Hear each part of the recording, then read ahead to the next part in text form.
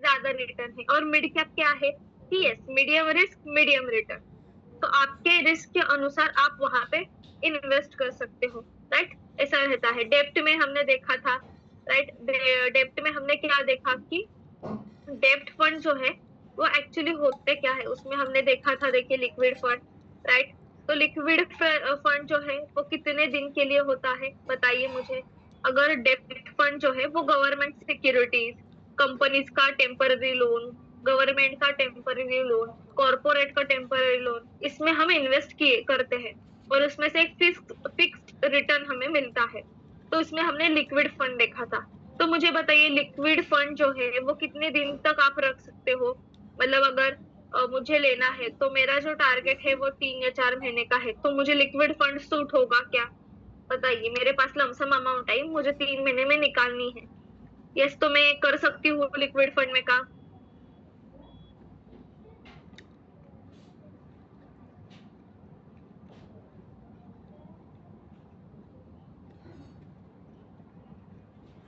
Yes, right. अगर मुझे liquid fund में इन्वेस्ट करना है तो मैं कर सकती हूँ, क्योंकि लिक्विड फंड की डेफिनेशन क्या है, देखिए। डेब्ट म्यूचुअल फंड है, बहुत कम समय के लिए है, 1 दिन से 3 महीने तक आप उसको रख सकते हो, राइट। इसलिए अगर मेरे पास लमसम अमाउंट आई और मेरा मोटिव ऐसा है कि ये अमाउंट जो है वो मुझे 3 महीने में निकालनी है, तो लिक्विड फंड में क्या कर सकती हूँ मैं, लिक्विड फंड में मैं इन्वेस्ट कर सकती हूँ, राइट।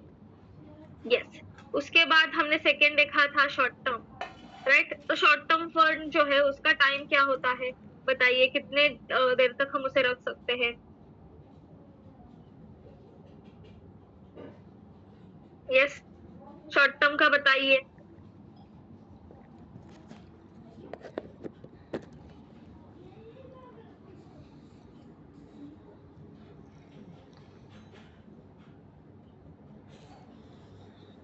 शॉर्ट टर्म जो है, देखिए, शॉर्ट टर्म, यस, यहाँ पे लिखा हुआ है कि हम 1 साल से 3 साल के लिए ये जो शॉर्ट टर्म है वो फंड ले सकते हैं। जैसे कि इसमें फिक्स इनकम ही आएगा आपको, बॉन्ड्स, डिबेंचर, ट्रेजर बिल्स में हम निवेश करते हैं, और रेगुलर और स्टेबल रिटर्न इसमें हमें मिलता है।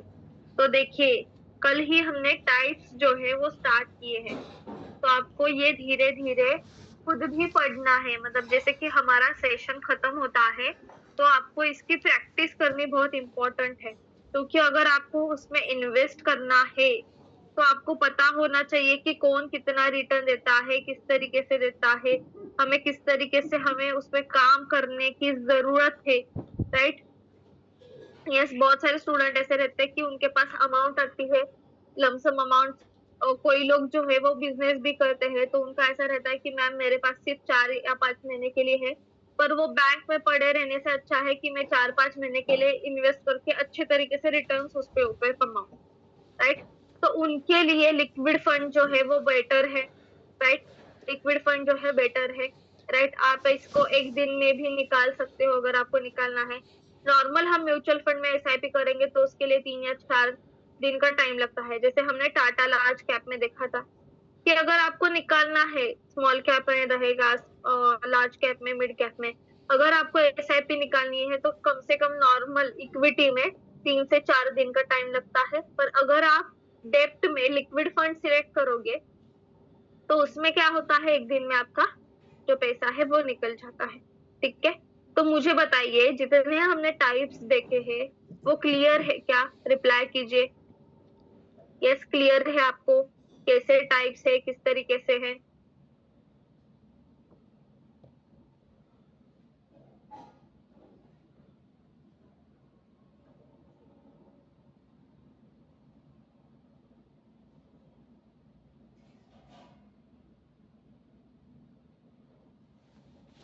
ओके, ठीक है।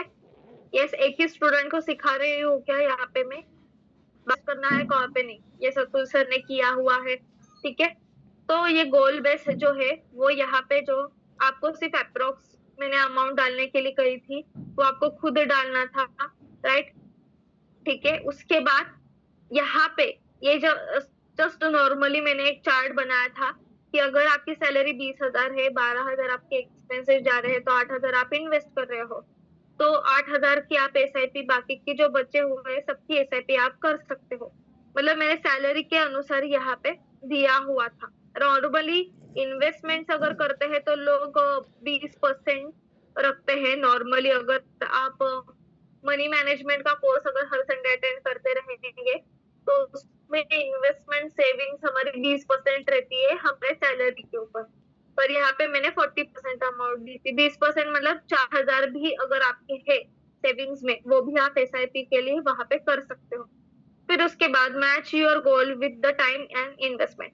अभी इमरजेंसी फंड, एक ईयर मतलब इमरजेंसी फंड हमारे पास कितना होना चाहिए रहता है कि जो हमारी सैलरी है वो एटलीस्ट 6 महीने की या 3 महीने की सैलरी हमारे बैंक अकाउंट में रहनी चाहिए। उसे हम कहते हैं इमरजेंसी फंड। क्योंकि अगर जॉब चला जाएगा, घर में इमरजेंसी आएंगी तो क्या करेंगे, इसलिए इमरजेंसी फंड।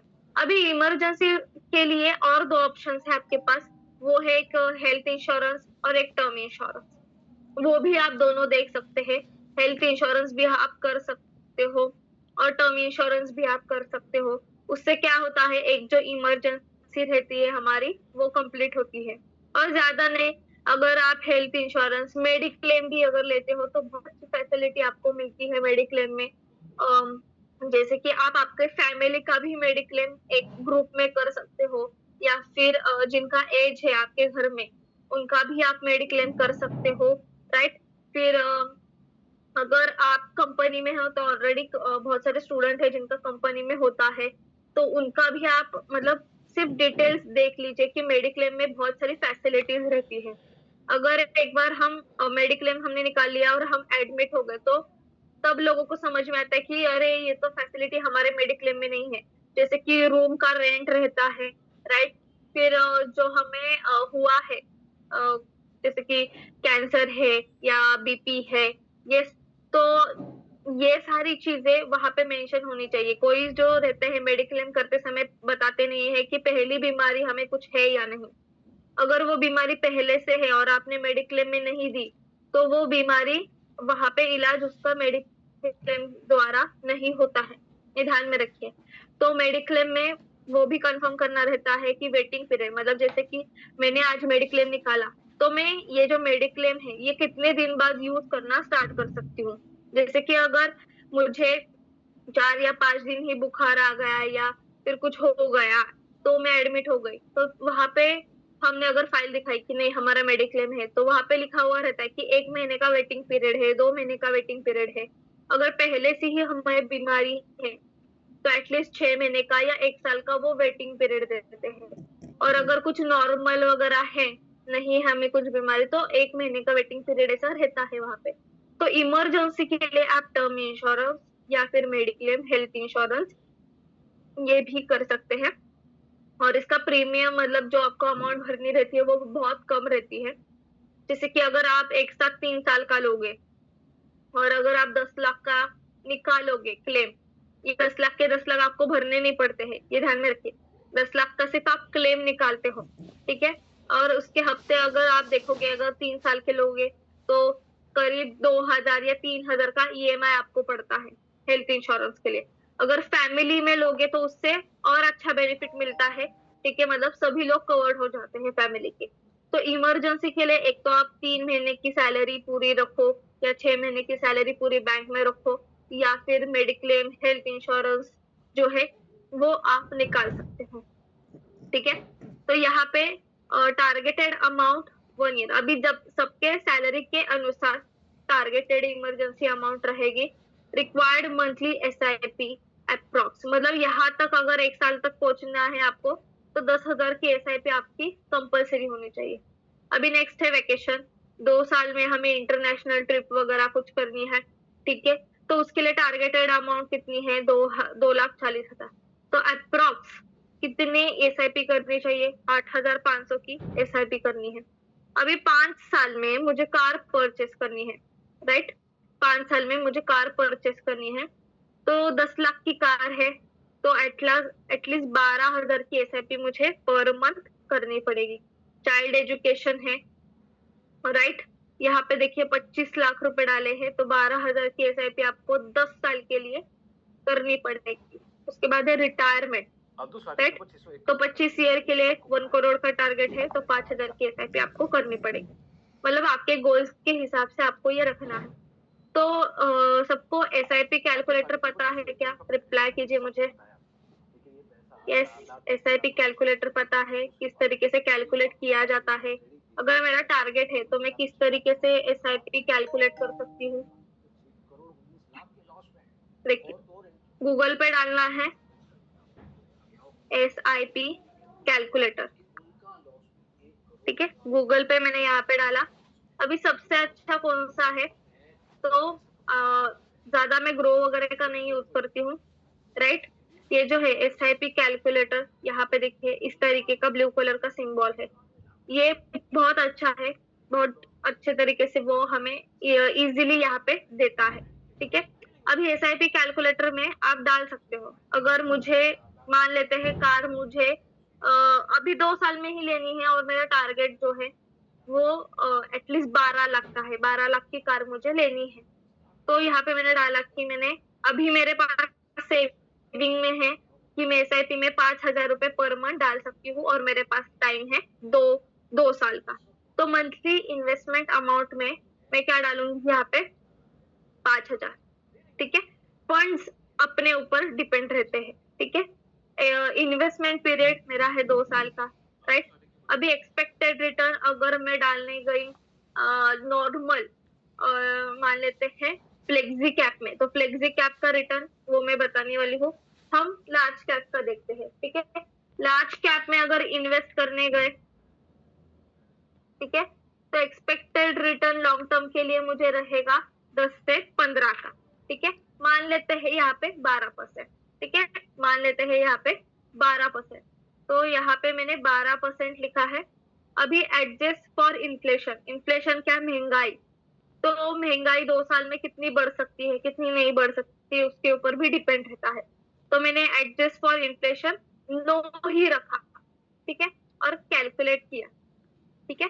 तो यहाँ पे मैंने क्या किया? कैलकुलेट। सबसे पहले इतने जो ब्लैंक कॉलम रहते हैं ना, ये आपको भरने हैं। मतलब मंथली इन्वेस्टमेंट अमाउंट कितनी कर सकते हैं, 2 साल में आप कितना टारगेट रख सकते हैं, एक्सपेक्टेड रिटर्न 12%, क्योंकि मैंने कहा लार्ज कैप में मैं अगर इन्वेस्ट कर रही हूँ तो उसका 10% से 15% है 1 से 3 साल के लिए, इसलिए मैंने बीच में की 12% अमाउंट ले ली, ठीक है, और कैलकुलेट किया। तो यहाँ पे देखिए एक्सपेक्टेड अमाउंट कितनी है मेरी? 1,20,000 सिर्फ मेरे इन्वेस्ट हुए हैं, 15,000 उसके ऊपर मुझे वेल्थ मिला है, और हाथ में आएंगे 1,35,000, ठीक है। मतलब 12 लाख की गाड़ी तो मेरी इतने में नहीं होगी। अभी कितने साल लगेंगे मुझे 12 लाख की गाड़ी लेने में? तो यहाँ पे देखिए एटलीस्ट 10 साल या 11 साल लगेंगे मुझे 12 लाख की गाड़ी लेने के लिए, क्योंकि यहाँ पे सेम है, सिर्फ क्या चेंज हुआ है? ईयर चेंज हुआ है और एसआईपी अमाउंट सेम है, और उसकी जो फ्यूचर वैल्यू आएगी वो 11,20,000 के आसपास है। मतलब 12 लाख हम यहाँ पे मान लेते हैं, ठीक है। तो मुझे यहाँ पे क्या करना पड़ेगा? मेरी एसआईपी यहाँ पे मुझे बढ़ानी पड़ेगी। रिटर्न्स तो मैं चेंज नहीं कर सकती हूँ, राइट, क्योंकि मैं लार्ज कैप में कर रही हूँ, इसलिए उसके रिटर्न्स उतने ही जाते हैं, राइट। तो यहाँ पे फिर से अगेन मैंने कैलकुलेट किया, तो देखिए 10,000 की एसआईपी की, तो भी 2 साल के लिए मेरे हाथ में सिर्फ 2,70,000 अमाउंट आएगी। पर 10,000 की अगर मैंने एसआईपी की, तो मैं मेरा टारगेट जो है वो 6 साल में या 7 साल में अचीव कर सकती हूँ। अगर यहाँ पे देखेंगे 5 साल में 8 लाख पे जा रही है, मतलब 6-7 साल में 12 लाख पे तो जाएगी ही। मतलब 6 इयर्स या 7 इयर्स में मुझे वो कार जो है वो मिल सकती है, ठीक है। पर अगर मैंने फंड ही चेंज किया, राइट, मैंने क्या किया? मेरे पास अभी रिस्क लेने के लिए टाइम है, राइट। मेरे पास अभी क्या है? रिस्क लेने के लिए टाइम है, इसलिए मैंने क्या किया? स्मॉल कैप जो है उसमें इन्वेस्ट किया, राइट। स्मॉल कैप में क्या रहता है? रिस्क रहता है पर रिटर्न्स हाई होते हैं। तो मान लेते हैं यहाँ पे मैंने 16% का रिटर्न दिया 10,000 की एसआईपी 2 साल के लिए।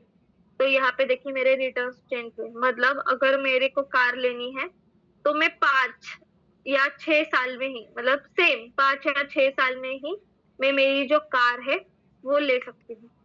ठीक है, तो इस तरीके से आप एसआईपी कैलकुलेटर के माध्यम से काम कर सकते हो। क्लियर है सबको कैसे यूज करना है एसआईपी कैलकुलेटर? या आप स्क्रीनशॉट ले लीजिए, ठीक है, नहीं तो आपके गूगल पे एसआईपी कैलकुलेटर सर्च करके वो सेव करके रखिए।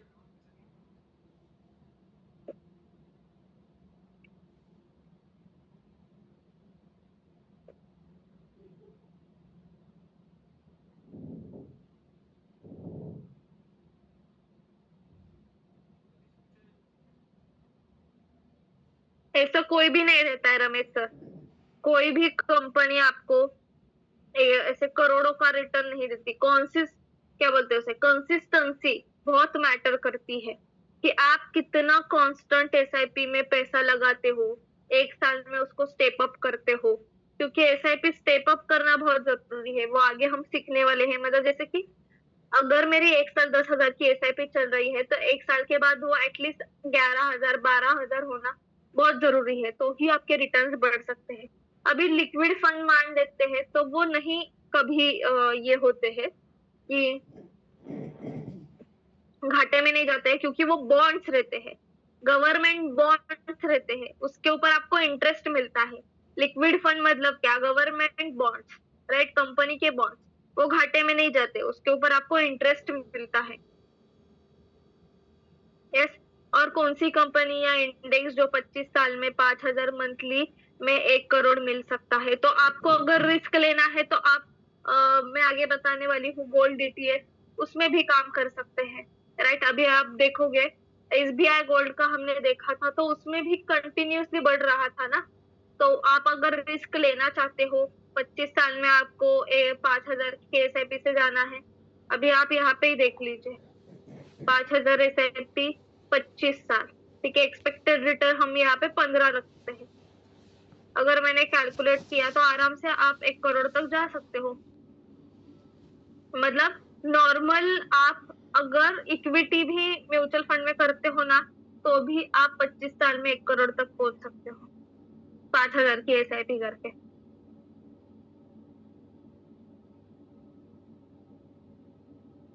यस, ऐसा नहीं है कि गोल्ड में ही कीजिए, नॉर्मल इक्विटी में भी किया तो भी आप अच्छे रिटर्न्स मिल सकते हैं आपको। तो जैसे कि सर भी बोलते हैं कि अगर आपके बच्चे रहेंगे जो अभी छोटे हैं, राइट, 1 2 3 साल के 4 साल के, तो अभी से ही उनकी एसआईपी चालू कीजिए। मतलब जब उनका हायर एजुकेशन आएगा, जब उनको अगर फॉरेन में सीखना है, फॉरेन के यूनिवर्सिटी से अगर उनको एजुकेशन करना है, तो आपको लोन उठाने की जरूरत नहीं पड़ेगी उनके लिए। आप इन जो एसआईपी उनके लिए की हुई है उससे ही आप उनका जो फीस है वो भर सकते हैं। यस, तो इसलिए ये किया जाता है।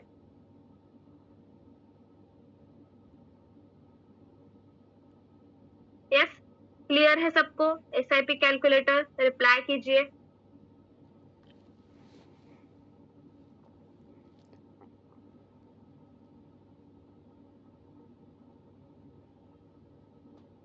ओके, ठीक है, तो ये यूज करके आपके जो आपने गोल्स लिखे हुए हैं उसके आगे आप ये कैलकुलेटर यूज करके लिख सकते हो, ठीक है। यस, ओके, तो अभी हम हमारे नेक्स्ट पॉइंट के लिए बढ़ते हैं।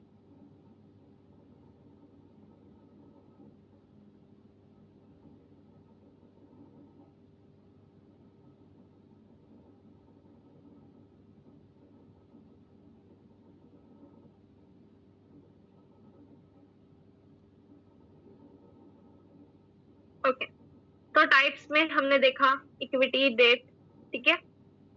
अभी डेट में हमारे और एक बाकी था, वो था guilt, right, guilt funds, right, जो आपका पैसा सिर्फ, यस, डेट म्यूचुअल फंड का ही पार्ट है।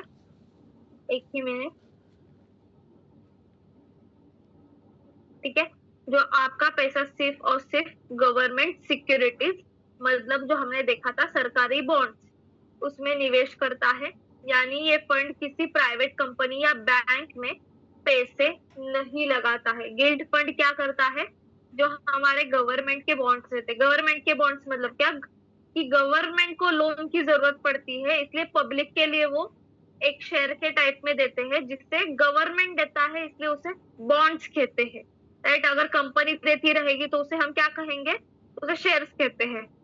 राइट, तो ये जो गिल्ट फंड है, ये क्या होता है, एक डेब्ट म्यूचुअल फंड है, जिसमें सिर्फ गवर्नमेंट सिक्योरिटीज रहती है, सरकारी बॉन्ड्स। यानी ये फंड किसी प्राइवेट कंपनी में इन्वेस्ट नहीं करते हैं, इसलिए इसे सबसे सेफ डेब्ट फंड माना जाता है, क्योंकि सरकार से पैसे डूबने का खतरा 0 होता है, इसलिए इसे क्या कहा जाता है, सेफ डेब्ट फंड। मतलब जिनको बिल्कुल भी कुछ भी रिस्क ही नहीं लेना है, राइट, तो वो लोग इसमें कर सकते हैं। तो यहाँ पे हम किसे निवेश कर सकते हैं, कौन निवेश कर सकता है, तो देखिए ये सेंट्रल गवर्नमेंट के इसमें बॉन्ड्स रहते हैं। राइट, जैसे 5 साल, 10 साल या 15 साल के लिए मैच्योरिटी रहती है। अगर आप एफडी में देखोगे मैच्योरिटी रहती है ना, एफडी में भी, जैसे 2 साल, 5 साल, 6 साल, 10 साल, उसी तरह इसमें भी लॉक इन पीरियड रहता है, जैसे कि 5 साल का है, 10 साल का है, 15 साल का है। ठीक है, फिर इसमें सेंट्रल, जैसे सेंट्रल गवर्नमेंट के भी बॉन्ड्स रहेंगे, उसी तरह स्टेट गवर्नमेंट के भी बॉन्ड्स रहते हैं, और उनको भी सेम लॉक इन पीरियड्स रहता है। और सरकार के भी शॉर्ट टर्म बॉन्ड्स रहते हैं, शॉर्ट टर्म और लोन के रहते हैं, जिसे हम ट्रेजरी बिल्स कहते हैं, तो वो भी आपको मिलते हैं। तो इसमें 7% तक आपको मतलब रिटर्न मिल सकता है, मतलब मॉडरेट रहता है, 5% से लेके 8% तक आपको फिक्स्ड इंटरेस्ट पर ईयर पर आपको यह मिलता है। इसमें क्या मिलता है, फिक्स्ड इंटरेस्ट मिलता है पर ईयर 5 से 8% तक। ठीक है, तो इसका इंटरेस्ट रेट बढ़ता भी है। ठीक है, इंटरेस्ट रेट कभी कभी नीचे भी आता है, कभी कभी बढ़ता है। ठीक है, और अगर गवर्नमेंट को कुछ अच्छा अलग प्रॉफिट हुआ, तो जैसे कंपनी हमें डिविडेंड देती है, राइट, उसी तरह एक्स्ट्रा प्रॉफिट भी गवर्नमेंट उसके ऊपर देता है। तो अगर अदर डेब्ट फंड में क्या हम देखेंगे कि गिल्ट में सिर्फ गवर्नमेंट सिक्योरिटीज रहती है, और अदर डेब्ट फंड जैसे कि लिक्विडिटी है, शॉर्ट टर्म है, उसमें गवर्नमेंट सिक्योरिटीज में तो इन्वेस्ट किया जाता है, पर कंपनी के सिक्योरिटीज में भी हम इन्वेस्ट कर सकते हैं। अभी गिल्ट फंड में रिस्क ही नहीं है, राइट, पर जो लिक्विड फंड है, शॉर्ट टर्म है, उसमें थोड़ा सा रिस्क होता है, मतलब मीडियम थोड़ा सा। अभी गिल्ट में 5% से लेके 8% तक रिटर्न मिलते हैं, और दूसरे भी जो लिक्विड फंड है उसमें भी सेम रिटर्न मिलते हैं। अभी इसका लॉक इन पीरियड क्या रहता है गिल्ट फंड का, 3 साल तक तो रहता ही है, और उससे ज्यादा भी रहता है। और अगर अदर देखेंगे लिक्विड वगैरह है, तो वो आप 1 दिन से, 2 दिन से, 3 महीने से, 2 साल से भी निकाल सकते हो, कभी भी निकाल सकते हो। ठीक है, और सेफ्टी सबसे ज्यादा गिल्ट में है, लिक्विड और शॉर्ट टर्म से भी ज्यादा। ठीक है, गिल्ट फंड में हमें क्या मिलती है, सेफ्टी मिलती है। ठीक है, तो ये जो गिल्ट फंड है, इसमें कौन लोग निवेश कर सकते हैं, तो जिनको सिर्फ सुरक्षित मतलब सेफ्टी चाहिए और स्थिर रिटर्न, लाइक एफडी, हमें बैंक एफडी तो नहीं करनी है, क्योंकि उसमें नहीं रिटर्न मिलेगा। बैंक एफडी में आपको क्या मिलेगा, जितना उन्होंने रिटर्न फिक्स किया है उतना मिलेगा, पर बैंक को अगर एक्स्ट्रा प्रॉफिट हुआ तो वो आपको मिलेगा क्या, बताइए। बैंक को अगर एक्स्ट्रा प्रॉफिट हुआ तो वो आपको मिलेगा क्या, यस रिप्लाई कीजिए।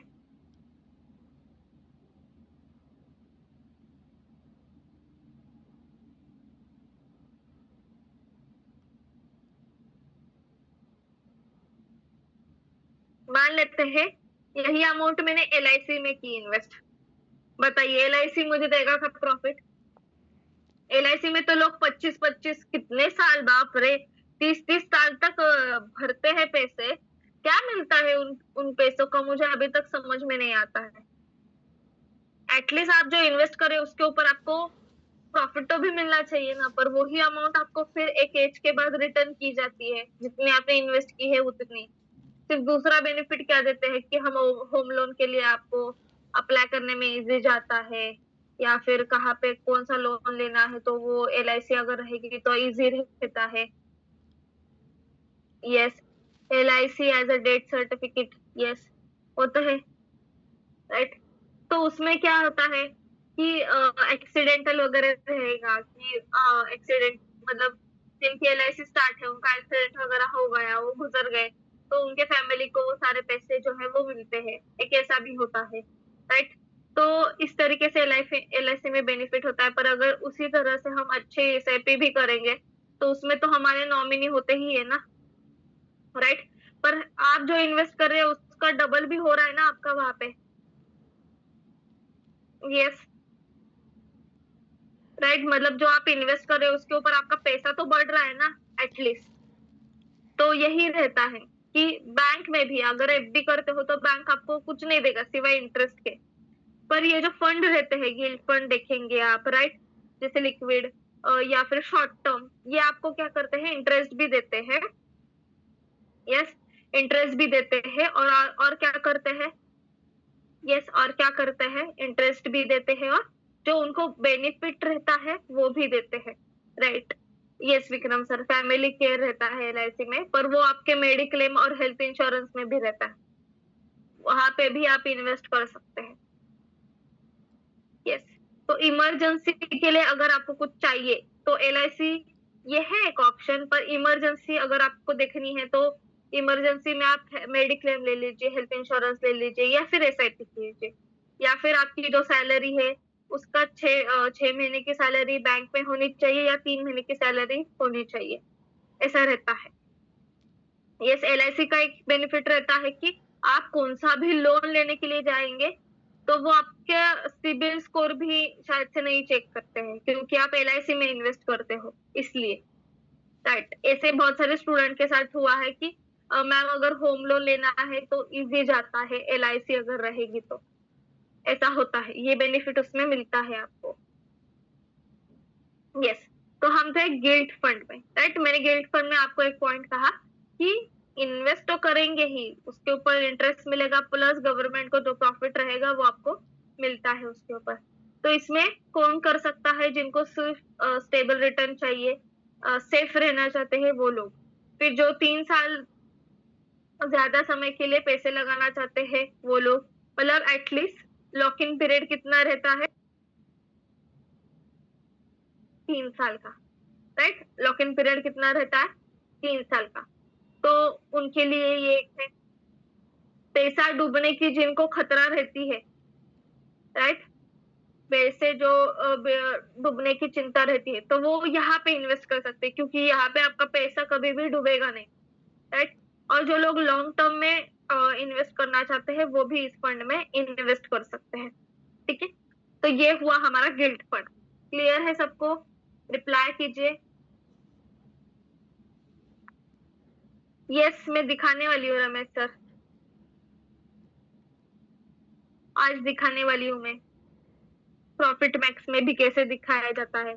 प्रॉफिट मैक्स में बहुत अच्छे अच्छे ऑप्शन है, वो मैं आज दिखाने वाली हूँ आपको,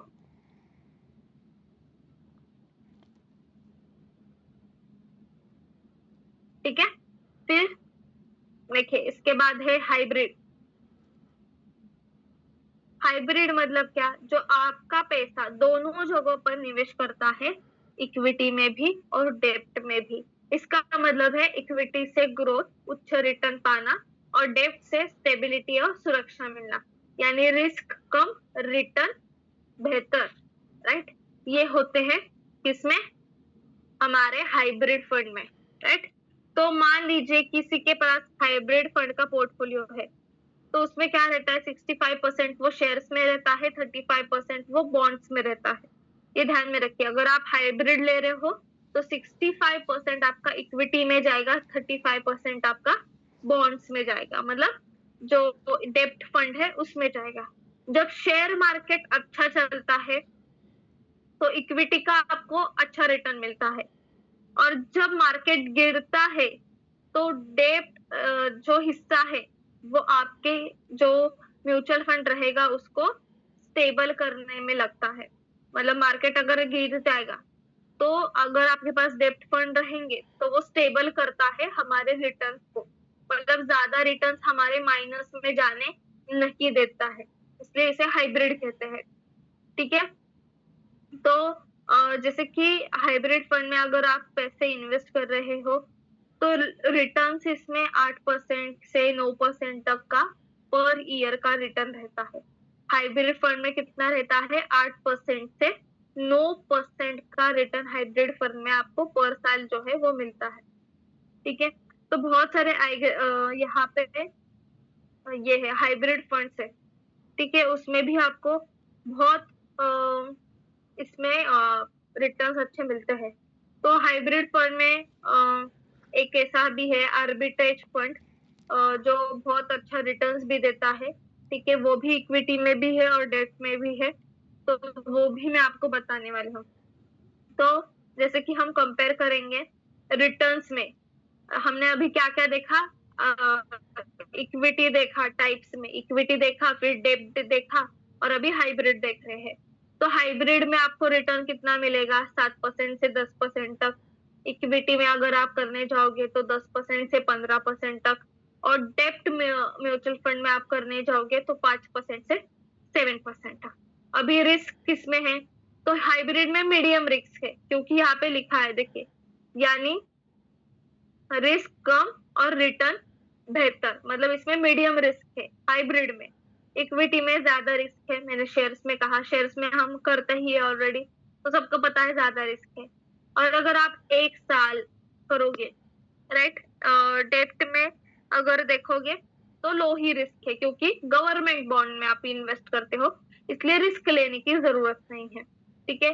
तो हाइब्रिड में एटलीस्ट आप 3 से 5 साल तक फंड जो है वो रख सकते हैं।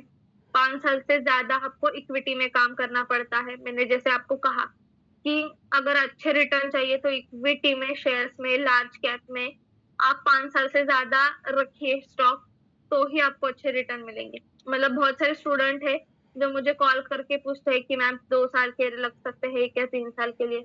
तो मैं उनको एक ही कहती हूँ कि आप इक्विटी ले रहे हो, आप वहां पे ज्यादा, अगर आप लार्ज कैप ले रहे हो, फ्लेक्सी कैप ले रहे हो, मिड कैप ले रहे हो, तो इसमें रिस्क नहीं है, तो आप ज्यादा देर आपको ये कंटिन्यू एसआईपी करना पड़ेगा। ऐसे आप बीच में ही कभी भी स्टॉप करोगे तो उतना अच्छा रिटर्न आपको नहीं मिलेगा, ये ध्यान में रखिए। ठीक है। तो इसमें ज्यादा रहता है रिस्क जो है वो इक्विटी में ज्यादा रहता है। फिर उसके बाद डाइवर्सिफिकेशन, हाइब्रिड में डाइवर्सिफिकेशन होता है आपका, राइट। मतलब आपकी जो अमाउंट है वो 2 पार्ट में डिवाइड होती है, एक इक्विटी में और दूसरा डेप्ट में। इक्विटी फंड में क्या होता है, एक ही जगह पे इन्वेस्ट होती है, और डेप्ट में भी सिर्फ एक ही जगह पे इन्वेस्ट होती है। ठीक है। टैक्स बेनिफिट के लिए अगर आप देखोगे तो इक्विटी वाले नियम लागू होते हैं हाइब्रिड को, मतलब जैसे कि 12%, साढ़े 12%, वो हम टैक्स में देखने वाले हैं। ठीक है। तो हाइब्रिड में सुखदेव सर 7% से लेके 10% तक का रिटर्न है पर ईयर का। ओके। और हाइब्रिड किसे करना चाहिए? जो लोग इक्विटी और सेफ्टी दोनों चाहते हैं वो लोग हाइब्रिड कर सकते हैं। जो पहली बार शेयर मार्केट में निवेश करना स्टार्ट कर रहे हैं वो भी हाइब्रिड कर सकते हैं। जिनका निवेश टाइम मतलब बहुत लॉन्ग टर्म के लिए करना है, 3 साल, 5 साल, 10 साल, वो भी हाइब्रिड में कर सकते हैं। और जिनको स्टेडी ग्रोथ और लो रिस्क चाहिए वो भी हाइब्रिड में काम कर सकते हैं। Yes, Ramesh sir, fund manager होता है, सभी में फंड मैनेजर होता है। यस, हम जो भी म्यूचुअल फंड लेना जाएंगे ना, सभी में फंड मैनेजर होता है। वो हमें दिखता नहीं है, दिखता नहीं है, ये ध्यान में रखिए। फंड हमें सिलेक्ट करना पड़ता है, जब हम फंड डालते हैं तब वो एडजस्ट करके हमें रिटर्न्स मिलते हैं, ऐसा रहता है। यस, सभी जो आप जो भी फंड सिलेक्ट करोगे सभी में फंड मैनेजर होता है। यस। तो ये हुआ हमारा हाइब्रिड फंड का पार्ट। क्लियर है सबको? रिप्लाई कीजिए। हाइब्रिड फंड क्लियर हुआ है? किसे कहते हैं?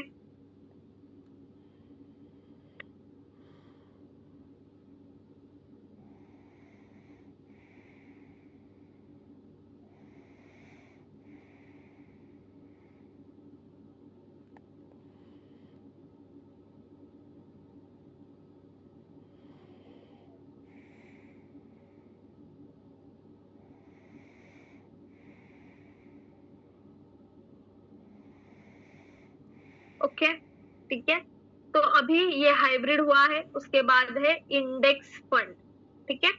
इंडेक्स फंड क्या होते हैं? जो किसी स्टॉक मार्केट के इंडेक्स की कॉपी होते हैं, यानी कि ये फंड खुद से शेयर नहीं चुनता बल्कि किसी इंडेक्स की नकल करता है। यस। और जैसे कि निफ्टी 50, राइट, वो क्या होता है? निफ्टी 50 में आप देखोगे तो उसका भी एक इंडेक्स फंड है जिसे हम क्या कहते हैं? निफ्टी 20। राइट, आपने नाम सुना रहेगा निफ्टी 20 करके। फिर यहाँ पे बैंक का भी रहता है, या सेंसेक्स का भी है। राइट। तो ये सारे क्या होते हैं? इंडेक्स फंड के म्यूचुअल फंड रहते हैं। राइट। तो ये क्या होता है? सीधे इंडेक्स फंड जैसे कॉपी करते हैं। ठीक है। फंड कम चार्जेस, लॉन्ग टर्म में ग्रोथ बहुत अच्छा मिलता है आपको। और इसके साथ क्या होता है इंडेक्स फंड में? यानी ये फंड खुद से शेयर नहीं चुनता बल्कि ये इंडेक्स की नकल करता है। तो निफ्टी 50 वगैरह जो है 50 कंपनी हमारे उसके अनुसार रहता है।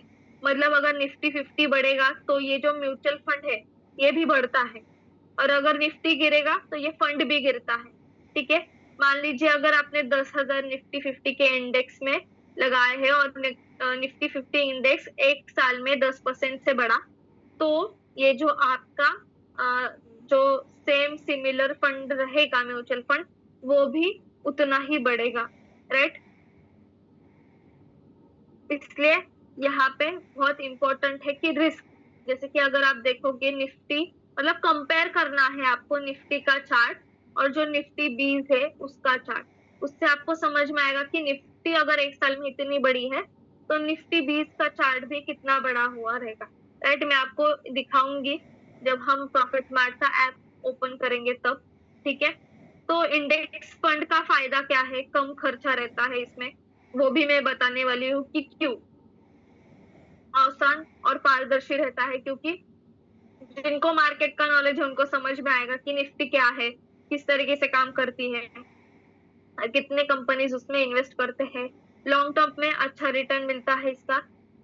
और कोई फंड मैनेजर रिस्क नहीं है इसमें। राइट। मतलब फंड मैनेजर की इसमें कुछ भी रिस्क नहीं है, आप खुद से ही डायरेक्टली इसमें इन्वेस्ट कर सकते हो। ठीक है।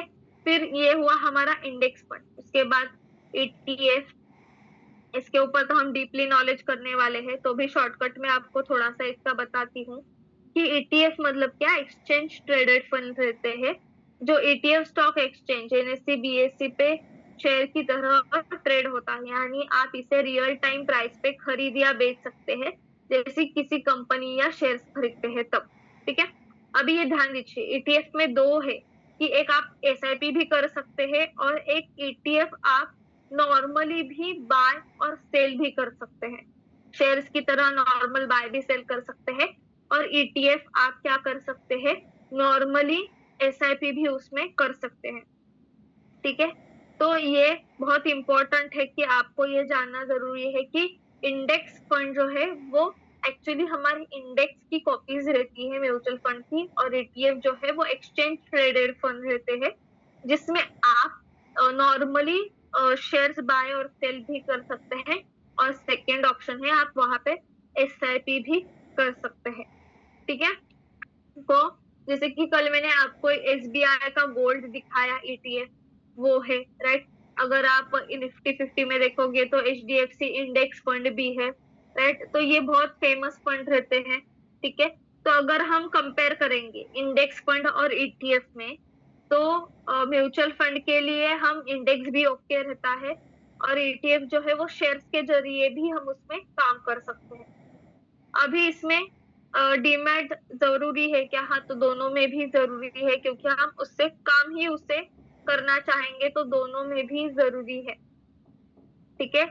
तो यहाँ पे इंडेक्स फंड में मीडियम रिस्क रहती है और ETF में थोड़ा सा हाई रिस्क रहता है, और दोनों का भी अगर आप 5 या 10 साल के लिए रखोगे तो अच्छे परसेंट से आपको वहां पे रिटर्न मिलेंगे। ठीक है। तो जो स्टार्टिंग करना चाहते हैं वो इंडेक्स फंड से भी कर सकते हैं और ETF से भी स्टार्टिंग कर सकते हैं। मतलब मार्केट में अगर कोई नया है तो वो दोनों भी यहाँ से जो है प्लान वो स्टार्ट कर सकता है। ठीक है। तो अभी जैसे कि मैंने बताया आपको कि हम क्या कर सकते हैं, जो फंड है वो हमारे गोल्स के अनुसार सिलेक्ट कर सकते हैं। अभी मैं 2 मिनट में प्रॉफिट मार्ट का ओपन करती हूँ ऐप और उसमें आपको दिखाती हूँ, ठीक है। यस, 2 ही मिनट दीजिए, मैं स्क्रीन शेयर करती हूँ।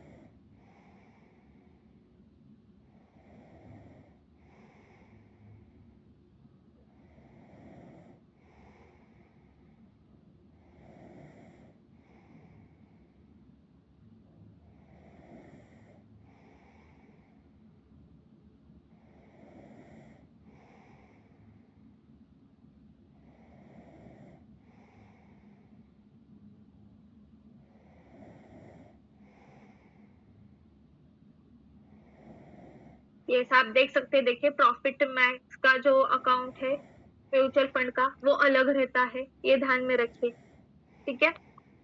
एक ही मिनट।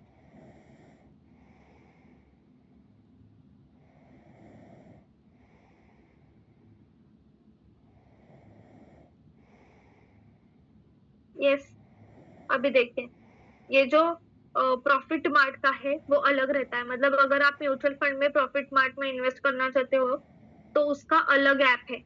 तो ये ऐप आप खुद से डाउनलोड मत कीजिए, ठीक है। अगर आपको किसी को भी म्यूचुअल फंड में इन्वेस्ट करना है तो आप एक बार अजीत सर से कांटेक्ट करके ही वो ऐप डाउनलोड कीजिए, क्योंकि उसमें लॉगिन वगैरह जो रहता है वो अलग सिस्टम से रहता है। इसलिए किसी को भी अगर म्यूचुअल फंड में एसआईपी करनी है तो प्लीज अजीत सर से कांटेक्ट करके ही ये ऐप जो है वो लीजिए, ठीक है। और जिसको स्टॉक एसआईपी करनी है, जिनको ऑलरेडी प्रॉफिट मैक्स का अकाउंट ओपन है, उसमें ही स्टॉक एसआईपी की जाती है, तो वो भी मैं आपको एक्सप्लेन करने वाली हूँ। मतलब आप खुद से खुद स्टॉक एसआईपी जो है वो कर सकते हैं, ये ध्यान में रखिए, ठीक है।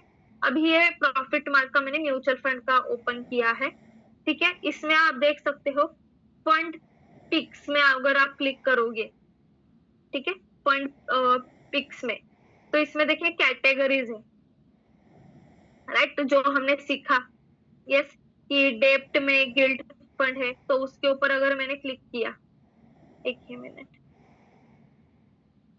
हाँ, इन्वेस्ट टॉप जो लिखा है, इन्वेस्ट इन टॉप परफॉर्मर्स, इसके ऊपर आप क्लिक करोगे और इसकी कैटेगरीज देखोगे। अभी मान लेते हैं डेप्ट गिल्ड फंड पे मैंने क्लिक किया, तो देखिए यहाँ पे आपको ऑप्शंस आते हैं सबके।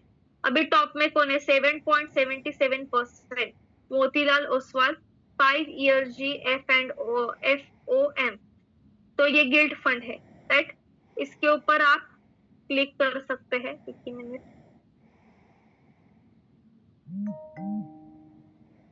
देखिए इसके ऊपर मैंने क्लिक किया, ठीक है।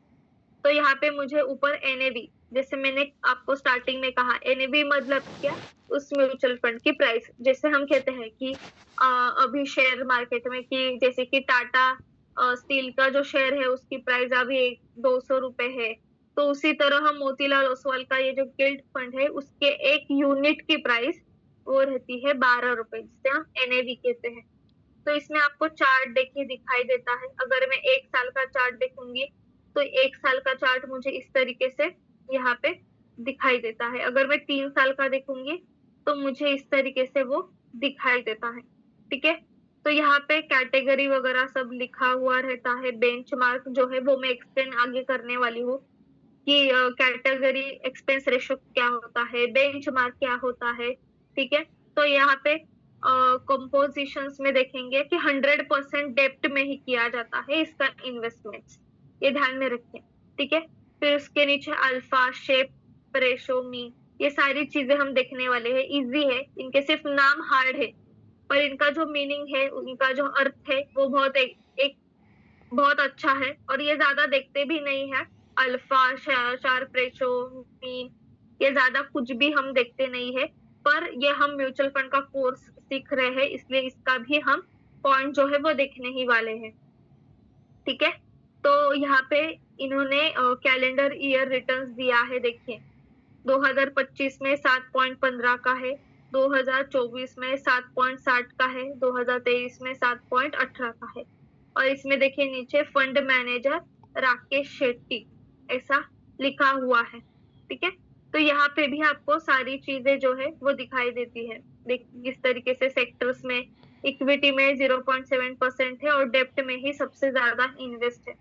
ठीक है, तो यहाँ पे आपको टॉप होल्डिंग्स, मतलब मैंने कहा कि ये जो है अपने जो फंड्स रहते हैं वो भी कहीं ना कहीं पे इन्वेस्ट करते रहते हैं। जैसे हमने देखिए large cap, Tata large cap देखा, तो टाटा लार्ज कैप भी बहुत सारे सेक्टर्स में कंपनियों में इन्वेस्ट कर रहा था, तब जाके उसको वो रिटर्न्स मिलते हैं। उसी तरह और रिस्क क्या है, देखिए मॉडरेट मतलब मीडियम, राइट। तो इसी तरह ये आप फंड्स यहाँ पे देख सकते हैं। अभी जैसे कि यहाँ पे इक्विटी का लार्ज कैप भी है, देखिए लार्ज कैप में मोतीलाल ओसवाल लार्ज में टॉप है, राइट, वो भी है। उसके बाद यहाँ पे एक ही मिनट, दूसरा देखते हैं अभी हाइब्रिड। देखिए हाइब्रिड भी जैसे मैंने कहा आर्बिटेज, राइट, वो भी हाइब्रिड में ही आता है। तो यहाँ पे देखिए 1 साल में रिटर्न है, नीचे 2 साल में आप क्लिक करोगे तो भी दिखाई देगा, चेंज करोगे तो 3 साल में भी दिखाई देगा, 5 साल में भी दिखाई देगा, 10 साल में भी दिखाई देगा। मतलब पर ईयर्स के रिटर्न्स आपको यहाँ पे दिखाई देते हैं। हाइब्रिड फंड या आप जो भी सिलेक्ट करना चाहते हो उसमें वो आपको दिखाई देंगे। ठीक है, देखिए इक्विटी में यहाँ पे फंड्स है, हाइब्रिड भी है। ठीक है, अभी इसमें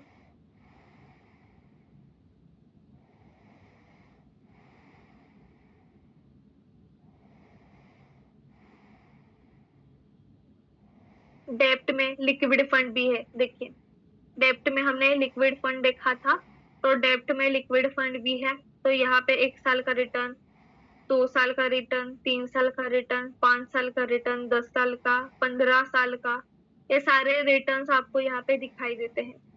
तो मतलब क्या कि अगर आप प्रॉफिट मार्ट के ऐप में भी देखोगे तो यहाँ पे भी आपको समझ में आएगा कि किस तरीके से काम यहाँ पे होता है। ठीक है, तो यहाँ पे नीचे अगर आप आओगे तो स्पेशली उन्होंने क्या दिया है यहाँ पे देखिए, स्पेशली आप देख सकते हैं कि यहाँ पे कैलकुलेटर्स दिए हुए हैं। यस, यहाँ पे क्या दिए हुए हैं, कैलकुलेटर, जैसे कि रिटायरमेंट के लिए कैलकुलेटर दिया हुआ है, राइट। यहाँ पे आप डाल सकते हो कि करंट एज क्या है, आपकी रिटायरमेंट की एज क्या है, करंट मंथली एक्सपेंसेस आपने कितने होते हैं, फिर एक्सपेक्टेड इन्फ्लेशन रहता है वो डाल सकते हो, करंट सेविंग्स पर मंथ डाल सकते हो, एग्जिस्टिंग क्रॉप्स में आप यहाँ पे 0 भी कर सकते हो। ठीक है, इसका मीनिंग मुझे देखना पड़ेगा एक्चुअली क्या है, तो वो भी मैं आपको, ये कैलकुलेटर किस तरीके से एक्चुअली यूज किया जाता है वो भी मैं आपको सिखाऊंगी। ठीक है, तो एसआईपी कैलकुलेटर भी है यहाँ पे अगर आपको देखना है, जैसे हमने गूगल पे देखा हुआ था, तो इसी तरह यहाँ पे भी है। देखिए एसआईपी कैलकुलेटर, जैसे कि 1,000 की एसआईपी 10 साल के लिए करी हो, एक्सपेक्टेड रिटर्न 10% के है, तो ऊपर दिखता है मुझे कि एक्चुअली कितने अमाउंट मेरे हाथ में आएंगे। ठीक है, तो एसआईपी कैलकुलेटर भी आपको यहाँ पे यूज करने के लिए दिया है। आपको ईएमआई कैलकुलेटर यूज करना है तो ईएमआई भी आप यहाँ पे यूज कर सकते हैं, मतलब आपका कौन सा भी ईएमआई आपको कैलकुलेट करना है। अगर आप कार ले रहे हो, घर ले रहे हो, तो ईएमआई भी आप यहाँ पे क्या कर सकते हैं, कैलकुलेट कर सकते हैं। ठीक है, तो ये इसमें से 2-3 जो है, रिटायरमेंट, लमसम कैलकुलेट, मैरिज, फिर चाइल्ड एजुकेशन, एजुकेशन कैलकुलेटर, वो एक बार में चेक करती हूँ और फिर आपको बता देती हूँ फिर से कि वो कैलकुलेटर एक्चुअली किस तरीके से किया जाता है। ठीक है, ये संदीप सर हो सकते हैं। कुछ फंड्स जो है वो अच्छी तरीके से भी बहुत रिटर्न देते हैं, जैसे कि मैंने आपको गोल्ड का दिखाया, एसबीआई गोल्ड। देखिए स्टार्टिंग में ही देखिए एसबीआई सिल्वर ईटीएफ 90% का रिटर्न है उसका 1 साल में, पर ईटीएफ में मैंने कहा रिस्क ज्यादा रहती है। कोटक का भी देखिए 89% है। तो ये रिस्क के ऊपर डिपेंड रहता है कि कितना लेते हो आप, ठीक है। अभी डेप्ट में भी पॉइंट्स देखिए, क्रेडिट रिस्क है, डायनामिक बॉन्ड है, राइट। तो इसमें अलग अलग रहती है रिस्क, तो उसके अनुसार आपको जो रिटर्न्स है वो मिलते हैं, राइट। अगर आप क्रेडिट रिस्क देखोगे तो उसमें ही सबसे ज्यादा अभी यहाँ पे रिटर्न्स मिल रहे हैं, तो वो उतने रिटर्न्स देते हैं। वो आपके फंड के अनुसार रहता है कि आप कौन सा सिलेक्ट कर रहे हो। यस, इक्विटी में लार्ज कैप भी देते हैं ना, इक्विटी में लार्ज कैप भी दे रहे हैं इतने परसेंट का रिटर्न। Okay, yes. तो इस तरीके से प्रॉफिट मार्ट का जो ऐप है वो आप यूज कर सकते हैं। जिनको अगर एसआईपी करनी है तो प्लीज आप एक बार अजय सर से बात करके ही ऐप जो है वो डाउनलोड कीजिए। चाहे तो आप पूरा एनालिसिस करके आप ही खुद अजय सर को बताइए कि मुझे इस फंड में इन्वेस्ट करना है, इसलिए मुझे ऐप जो है वो बता दीजिए, फिर वो आपको प्रोसेस भी वहां पे बता देंगे। ठीक है, क्लियर है सबको? रिप्लाई कीजिए।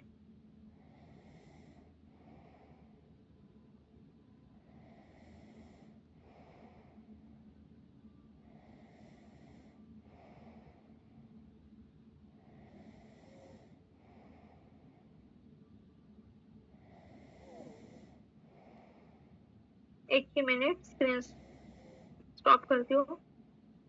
Yes, okay. तो जी सर का नंबर, एक मिनट।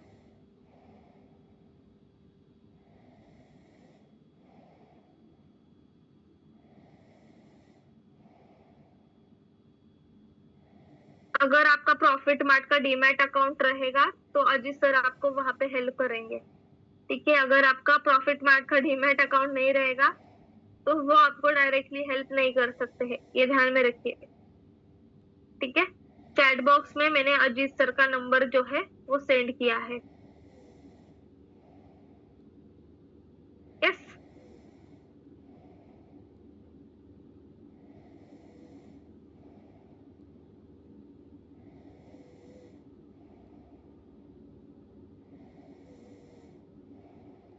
ओके। क्लियर है सबको प्रॉफिट मार्ट का? ओके, तो 2 मिनट में हमारा नेक्स्ट जो पार्ट है वो भी हम समझ लेते हैं।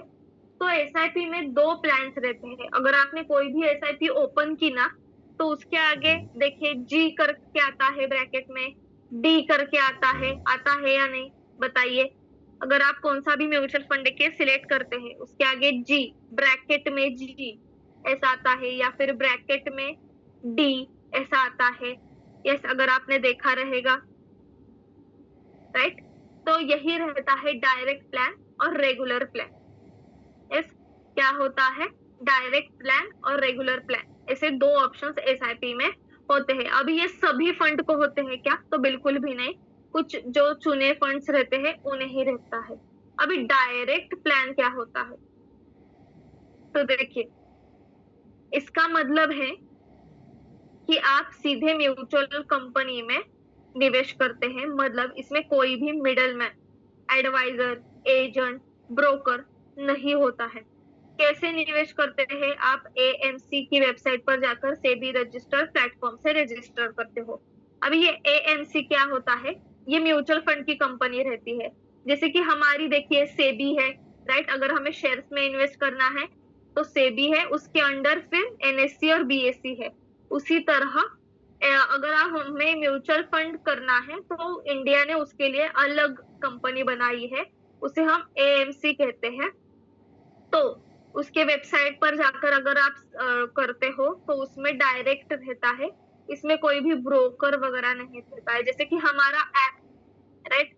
जैसे कि आप हमारा प्रॉफिट मार्ट है, आईएसएल है, ये क्या है? डायरेक्ट है। आप डायरेक्ट म्यूचुअल फंड में इन्वेस्ट कर रहे हो, किसके ब्रोकर या एजेंट के माध्यम से आप वहां पे इन्वेस्ट नहीं कर रहे हो, ये ध्यान में रखिए, ठीक है। तो डायरेक्ट प्लान में क्या होता है? खर्चा कम रहता है, एक्सपेंस रेशो कम होता है। मतलब आपको सिर्फ जब आप पैसे निकाल रहे हो तब आपको एक अमाउंट जो है वो देनी पड़ती है, पर आपको कमीशन नहीं देना पड़ता सकता है, क्योंकि हम आपने एजेंट या ब्रोकर के द्वारा उसमें इन्वेस्ट नहीं किया है, आपने डायरेक्टली इन्वेस्ट किया है, इसलिए वहां पे कमीशन देने की जरूरत नहीं पड़ती है डायरेक्ट प्लान में। ठीक है। एएमसी में सिर्फ फंड मैनेजर्स के हमें चार्जेस देने पड़ते हैं। उसके बाद इसमें खर्चा जो है वो कम आता है और रिटर्न्स जो है वो आपके ज्यादा रहते हैं। ठीक है। तो यहाँ पे मान लेते हैं एक्सपेंस रेशो मतलब क्या रहता है कि हमें एक अमाउंट, सर्टन अमाउंट जो है जब हम पैसे निकाल रहे हैं तब हमें फंड मैनेजर को देनी पड़ती है। तो वो कितनी रहती है? 1% रहती है, 0.5% रहती है, पर 1% या 2% से ज्यादा बिल्कुल भी नहीं होती है। ठीक है। अगर एग्जाम्पल मैं आपको कंपेयर करके देती हूँ कि मान लीजिए आपने 1 लाख रुपए एचडीएफसी इक्विटी फंड में इन्वेस्ट किए हैं, अगर आप 10 साल बाद निकालना चाहते हो तो 2,60,000 उसकी अमाउंट हुई है। ठीक है। तो वही अगर आप डायरेक्ट प्लान में करोगे तो 2,60,000 आपको मिलेंगे, और अगर यही आप रेगुलर प्लान में करोगे तो आपके हाथ में सिर्फ 2,35,000 आएंगे। ये ध्यान में रखिए, मतलब जो हमें कमीशन है वो ज्यादा देना पड़ेगा रेगुलर प्लान में, और हमें जो डायरेक्ट प्लान है उसमें कुछ भी कमीशन वगैरह नहीं देना पड़ेगा। सिर्फ और सिर्फ जब हम फंड निकाल रहे हैं तो हमारे फंड मैनेजर को एक अमाउंट हमें पे करनी रहती है। ये ध्यान में रखिए। ये हुआ हमारा डायरेक्ट। अभी रेगुलर में क्या है कि इसमें आप किसी म्यूचुअल फंड डिस्ट्रीब्यूटर, एडवाइजर या एजेंट के माध्यम से निवेश करते हैं। वो आपको फंड चुनने में मदद करते हैं, पेपर वर्क करते हैं, और उसके बदले एएमसी उन्हें कमीशन देता है। ठीक है। जैसे कि अगर आप बैंक में जाओगे तो बैंक वाले बोलते हैं आपको, देखिए हमारे पास आप म्यूचुअल फंड कीजिए, राइट, हमारे पास आप म्यूचुअल फंड में इन्वेस्ट करना स्टार्ट कीजिए। तो उनके पीछे क्या रहता है? उनका एक परसेंटेज रहता है, उनका एक कमीशन रहता है। ठीक है। तो रेगुलर प्लान में एक्सपेंस रेशो मतलब एक तो आपको जब आप फंड निकाल रहे हो तभी भी पैसे दो, और सेकंड ये है जिस ब्रोकर से या बैंक से आपने लिया है ये म्यूचुअल फंड, उनको भी आपको कमीशन देना पड़ता है। मतलब इसमें रिटर्न आपको मिलेगा पर ग्रोथ नहीं रहेगी, आपको उसमें ज्यादा पैसा आपको देना ही पड़ेगा। ठीक है। तो ये इम्पोर्टेंट है कि आपको जब प्लान आप सिलेक्ट करोगे तो डायरेक्ट प्लान देखना है, ग्रोथ प्लान देखना है, रेगुलर प्लान नहीं देखना है। मतलब इम्पोर्टेंट ये है कि आप तो सभी लोग डीमैट से ही करने वाले हो, इसलिए उसमें ज्यादा आपको सोचने की जरूरत नहीं पड़ेगी, राइट। जो अपना डीमैट है उसमें ही आपको ये करना पड़ता है। यस। नहीं सर, ये जो हमारा म्यूचुअल फंड रहता है इसमें सिर्फ हमें इनकम टैक्स देना पड़ता है, इसमें जीएसटी नहीं लगता है। जीएसटी किस में लगता है? गुड्स एंड सर्विस में लगता है, इसमें जीएसटी देने की जरूरत नहीं है। इसमें सिर्फ जब हम इनकम टैक्स करते हैं तब हमें देना पड़ता है, पर इसके ऊपर भी लिमिट है एक, तो एक लिमिट तक आपको उसमें इनकम टैक्स में नहीं देना पड़ता है। ओके। तो ये रहता है डायरेक्ट प्लान और रेगुलर प्लान के बेनिफिट। मतलब अगर आप सिलेक्ट करना चाहोगे तो डायरेक्ट प्लान, ग्रोथ प्लान, ये आप सिलेक्ट कर सकते हो। ठीक है। पर हमें ब्रोकर से तो नहीं करेंगे क्योंकि हमारा खुद का ही डीमैट और ट्रेडिंग अकाउंट है, इसलिए सिर्फ हमें एक्सपेंस रेशो मतलब सिर्फ फंड मैनेजर है उसको ही चार्जेस देने पड़ेंगे, बाकी हमें कुछ भी देना नहीं पड़ेगा। ठीक है। यस, क्लियर है अभी direct and regular plan? Reply कीजिए।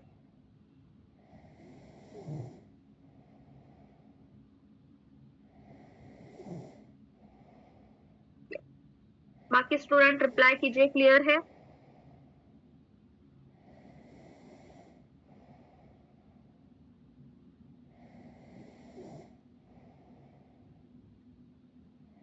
ओके। ठीक है। तो ये ध्यान में रखिए, ये प्लान्स बहुत इंपॉर्टेंट है। अभी सैटरडे संडे हमारा ऑफ रहेगा, अभी डायरेक्ट हम मंडे को लेक्चर लेंगे जो हमारा नेक्स्ट पॉइंट है वो। ठीक है।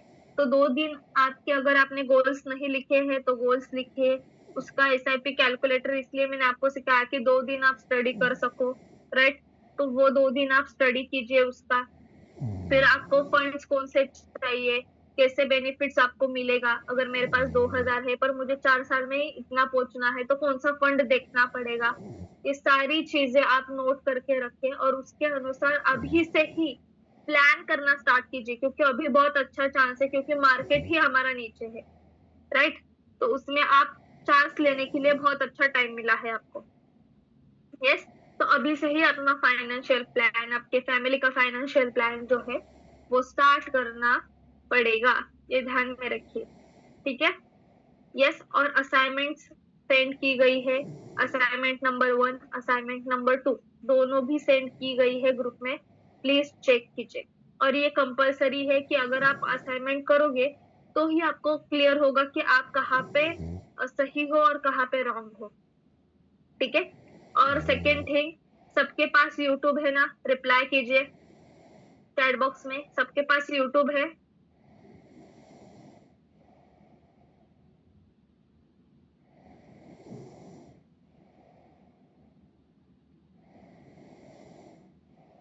Yes, right.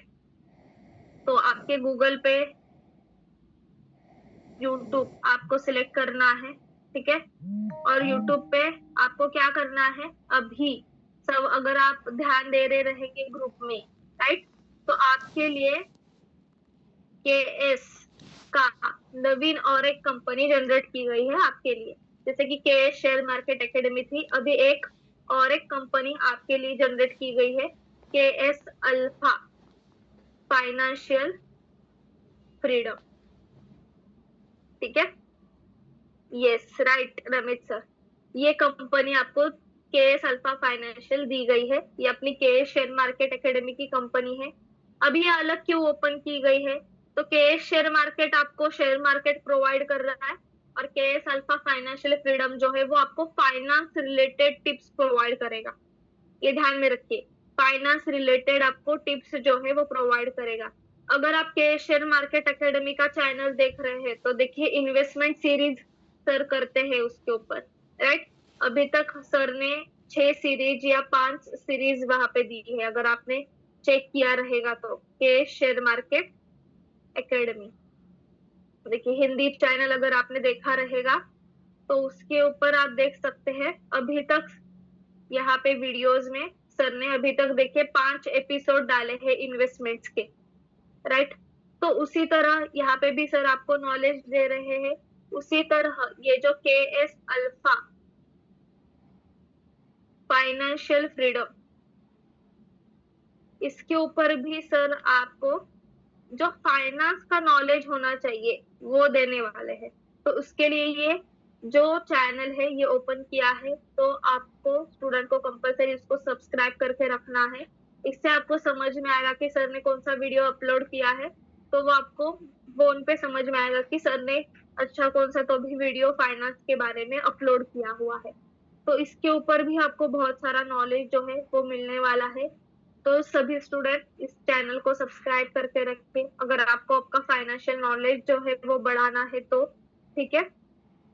यस, और जल्द ही सर फाइनेंशियल का भी आपको बहुत सारे जो बेनिफिट्स है कोर्सेस के वो सारे देने वाले हैं, और नए स्टूडेंट को तो ऑलरेडी देने के लिए स्टार्ट कर दिया है, पर पुराने स्टूडेंट को ही वो अभी तक नहीं मिला है, तो वो भी सर आपको इंट्रोड्यूस करने वाले हैं जल्द ही। तब तक आप ये जो चैनल है ये फॉलो कीजिए। इंस्टाग्राम पे अगर आप रहोगे तो इंस्टाग्राम पे भी आपका ये KS Alpha Financial Freedom same नाम का चैनल है, और सेम अपना ये लोगो है, तो वो चैनल भी आप फॉलो फॉलो कर सकते हैं।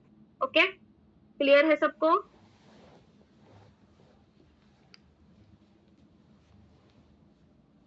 नहीं मंगे सर, डीमर्जर नहीं हुआ है, सेपरेट कंपनी हुई है।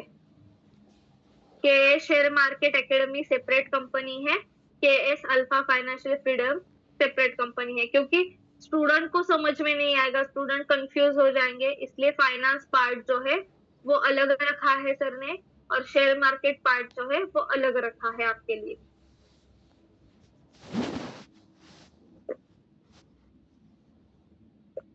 फिर मंडे को सीखेंगे, ठीक है। तो रुकते हम यहाँ पे, मंडे को मिलते हैं। Thank you all, thank you, good night, thank you.